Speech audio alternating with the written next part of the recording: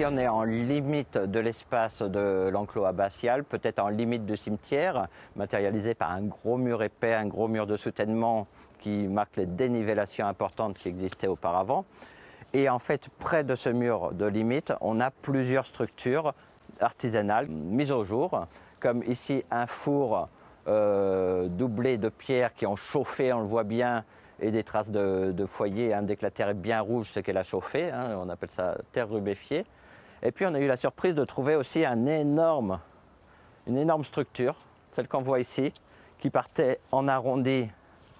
comme ceci, et qui se ferme de l'autre côté, qui fait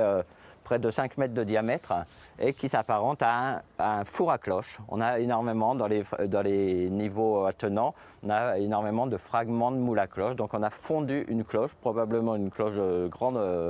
grande taille, sur ce four. En particulier, la particularité de ce four, c'est qu'il est matérialisé par 2 alandiers qui se croisent à angle droit et il est constitué entièrement de pierres prélevées sur l'abbaye. Ce sont des pierres de remploi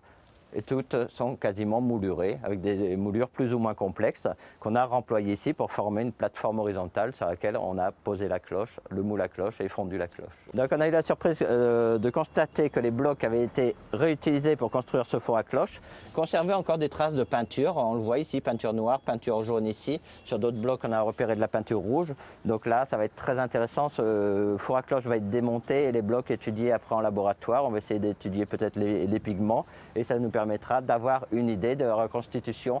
d'une partie de l'abbaye à un moment donné. Voilà, ici, donc de l'autre côté du mur de l'enclos abbatial qui se trouve ici, on a un autre four qui est matérialisé par une construction de briques et un sol de pierre. Alors malheureusement, celui-ci, on n'a pas suffisamment d'éléments pour pouvoir savoir à quoi il a servi exactement. En revanche, le mobilier céramique qu'on a pu en extraire pourrait le dater d'une période un peu plus tardive que le four à cloche, peut-être du